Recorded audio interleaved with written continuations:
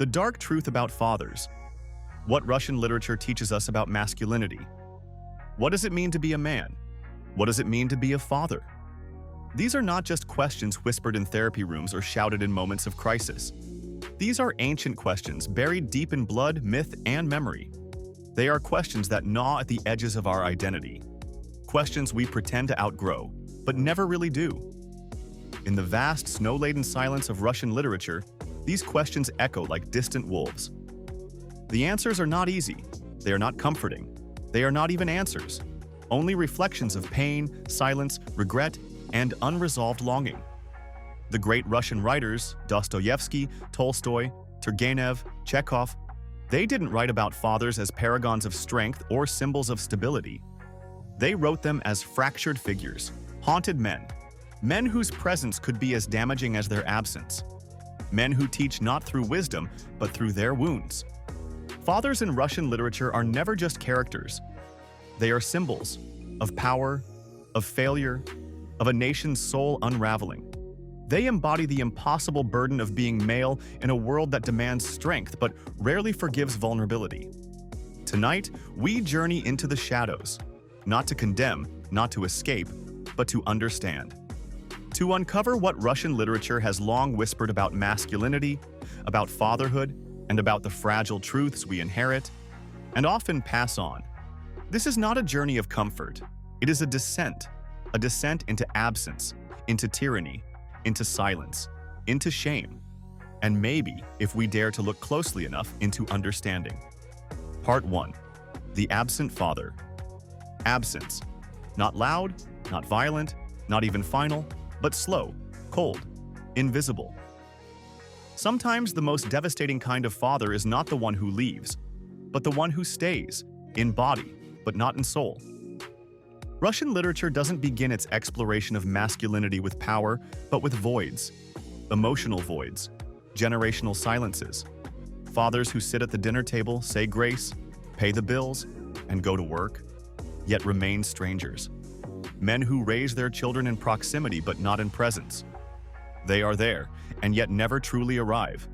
Turgenev's Fathers and Sons captures this contradiction like a bruise beneath the skin.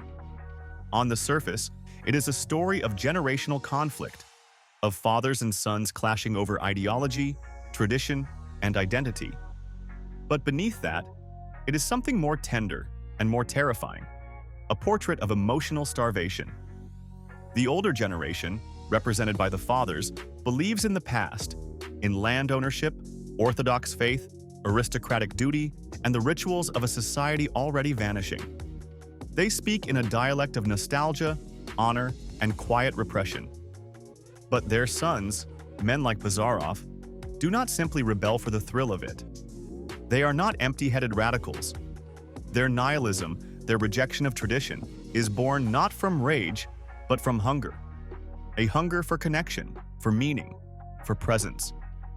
And what did they receive from their fathers instead? Distance, politeness, paternal smiles with no warmth behind the eyes. These fathers do not abuse, but they do not embrace. They do not harm, but they also do not help. Their silence is not neutral. It is formative. It becomes the architecture of their sons' personalities.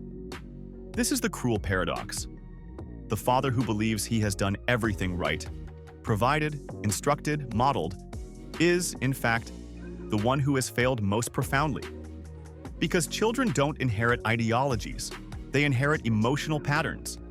And when a father cannot show love, cannot express vulnerability, cannot speak truth, his child learns to distrust those things even in himself.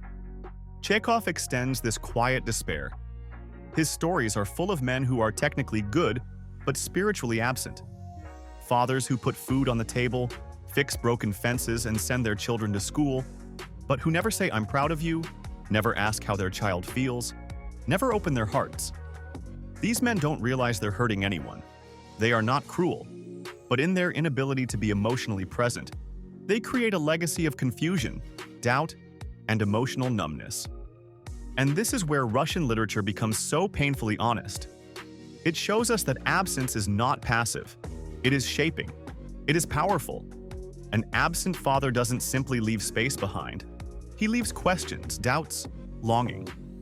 The son grows up not knowing how to be a man, because the man who was supposed to show him was never really there. Masculinity, in this haunting vision, does not begin with pride. It begins with a wound. Part 2. The Tyrannical Father. But some fathers don't vanish into silence. Some explode into dominance. They don't fail to be seen. They demand to be obeyed. Their love comes with conditions. Their affection is filtered through control. They are not emotionally absent. They are emotionally weaponized. If the absent father is a ghost, then the tyrannical father is a storm. And no one exposes this brutal archetype more devastatingly than Dostoevsky. In the Brothers Karamazov, Fyodor Pavlovich is not just a failed parent. He is an embodiment of patriarchal rot. Greedy, grotesque, crude, impulsive, lustful, and laughably self-centered. He mocks virtue, disrespects the dead, humiliates his children, and hides his fear of insignificance behind a mask of indulgence. He is the father not as protector, but as predator. Not as leader, but as lord. And his sons? They are each a fragment of the wreckage he left behind. Dmitri, the sensualist, carries his father's impulsiveness, but is tormented by it. Ivan, the intellectual, inherits the nihilism and moral conflict, but has no answers. Alyosha, the spiritual one, tries to escape the family legacy entirely, taking refuge in monastic life. But even he cannot unshackle himself from the grief. This is the horror Dostoevsky reveals. A tyrannical father does not just harm his sons emotionally, he splits their identities. He forces them into false binaries, brute, thinker, saint, and in doing so, leaves them incapable of becoming whole men. Tyranny, in the Russian literary imagination, is not only political, it is paternal. The father becomes the czar of the household, the dictator of the soul. He enforces control through fear, replaces nurturing with manipulation, and demands loyalty, while giving none in return. What makes it worse is that he believes he is loving. He believes he is doing what's necessary, raising strong men, real men, but what he's really doing is destroying the internal compass of his children. They grow up unable to differentiate strength from cruelty, leadership from ego, respect from submission. And perhaps the most damning truth? Many sons of tyrannical fathers become tyrants themselves because it is the only model of manhood they've ever seen. Or worse, they become addicts of shame, addicts of guilt, men who punish themselves for the failures of their fathers. Dostoevsky forces us to look at this generational poison without blinking. And what we see is chilling. The tyrannical father doesn't just destroy a household, he destroys the very idea of fatherhood itself. Part 3. The compassionate, yet powerless father. But not all fathers in Russian literature are absent or monstrous. Some are good men, tender, loving, even wise. But here's the catch. Even that is not enough. Because in the universe of Tolstoy, and in the broader emotional landscape of Russian fiction, love without courage becomes another form of failure. The compassionate father is perhaps the most tragic figure of all, because he means well, but his failure comes not from cruelty or neglect, but from hesitation, from inaction, from being too soft in a world that demands resolve. In Anna Karenina, we meet men who want desperately to protect, to nurture, to heal. But they are trapped in the machinery of society, and worse, in the machinery of their own indecision. They feel everything but act on nothing. They love, but do not shield. They grieve, but too late. These are fathers who see their daughters spiral into ruin, but they defer, they delay. They worry more about appearances or rules or propriety than about the bleeding soul in front of them. They hope someone else will intervene, or that time will fix it, or that love, silent and unspoken, will be enough. But in the harsh world of Russian literature, love unspoken is love that arrives too late. In War and Peace, we see fathers who are gentle, noble, and emotionally intelligent, but powerless in the face of war, status, and social upheaval. Their love is sincere, but fragile. Their morality is admirable, but it crumbles under the weight of historical violence. They don't protect their children from the world. They simply hope the world won't crush them. Tolstoy's message is clear. Goodness must act, or it is swallowed. Gentleness without decisiveness is like a father without hands, able to care, but unable to carry. And so the child learns something tragic, that love does not always mean safety. That compassion without courage is a whisper in the storm. The powerless father teaches not through action, but through lack. He teaches a haunting lesson, that sometimes love is not absent, it's just too late. And in a world built on fragility, too late is as deadly as never. Part 4. The Father as a Symbol of Russia. By now, we've seen how Russian literature dissects the father on a personal level, as absent, tyrannical, or fragile. But here's where things turn from intimate to national. Because in Russian literature, the father is not only a man. He is not just a parent. He becomes a metaphor for an entire civilization. In the Russian psyche, the image of the father is fused with the identity of the state. The father becomes the mirror of Russia itself, its history, its trauma, its contradictions. The tyrannical father, like Dostoevsky's Fyodor Pavlovich, represents the autocratic czar, drunk with power, impulsive, careless, demanding loyalty but offering nothing but humiliation in return. The father as ruler, as regime, as oppressive state. He is the emblem of centuries of dictatorship, monarchs, emperors, even ideologues, who justify control in the name of order, but whose rule leaves their children spiritually bankrupt. The absent father, like in Turgenev and Chekhov, is the decaying aristocracy, a symbol of traditions that no longer have meaning, of a past that still lingers but no longer leads. This is the father as relic, a once noble figure who now only haunts. He stands for a time when there was structure, nobility, and pride, but he has nothing to offer the future. His children are modern, skeptical, and emotionally starving. And in this gap between generations, we see a country cracking in half. And then there is the compassionate but powerless father, the man who sees the suffering, who feels the pain, but can do nothing. He is the liberal reformer, the gentle idealist. He represents the hope that maybe, just maybe, Russia could become more humane, more fair, more free. But in the end, these fathers are crushed. By history, by institutions, by their own inability to act. These are not just literary patterns. They are psychological legacies. Because in Russia, the family has always mirrored the state. And the father has always been more than a father. He has been a stand-in for God, for government, for fate. This is what makes Russian literature so heavy, so tragic, and so powerful. Every domestic failure echoes through the halls of empire. When a father fails in Dostoevsky or Tolstoy, it's not just a boy who suffers. It's a generation. It's a culture. It's a nation's soul. And so, in the ruins of these broken homes, we find the ruins of Russia itself.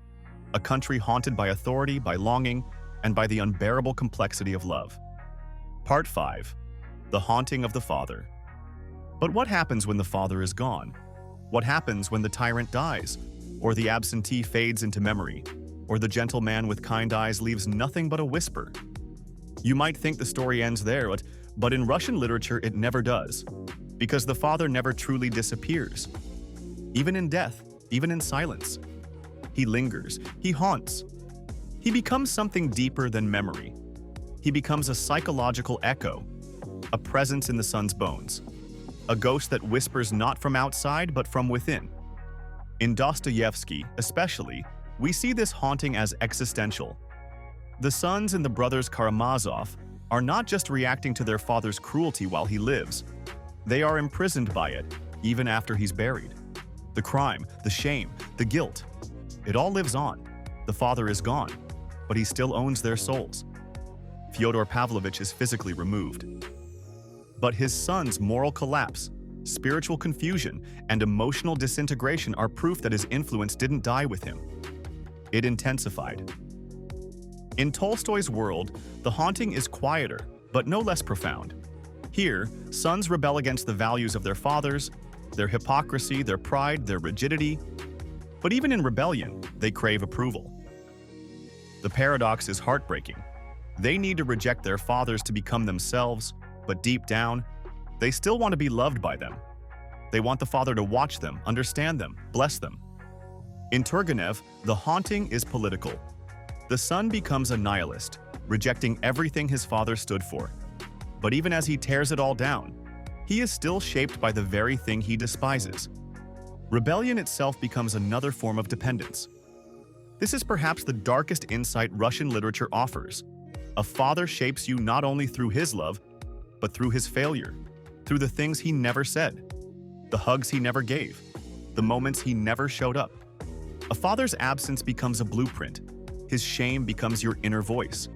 His anger becomes your instinct. And so you carry him, not just in memory, but in your body, your habits, your language, your silence.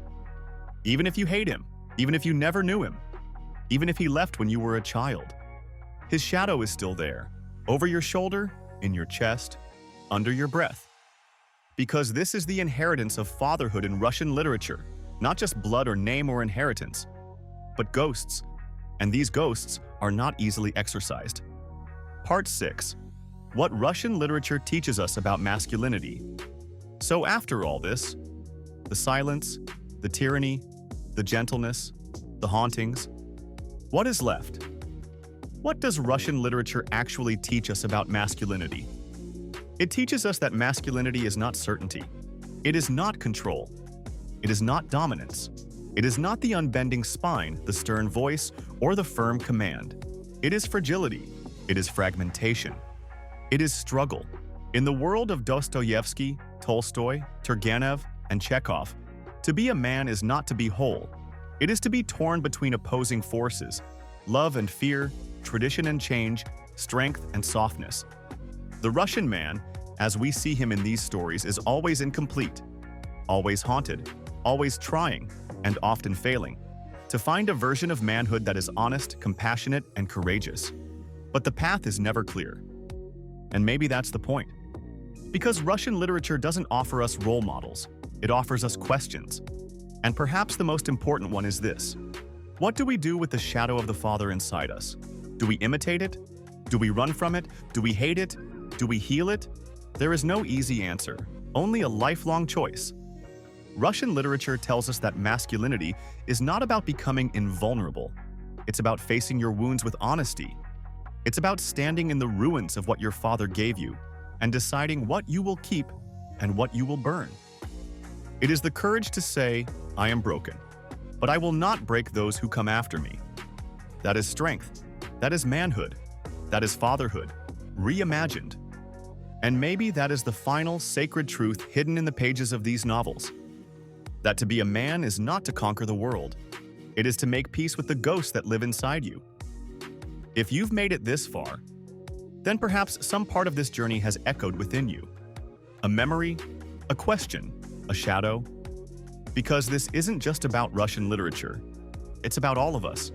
About the fathers we had, the fathers we lost, the fathers we became, and the ones we're still trying to understand.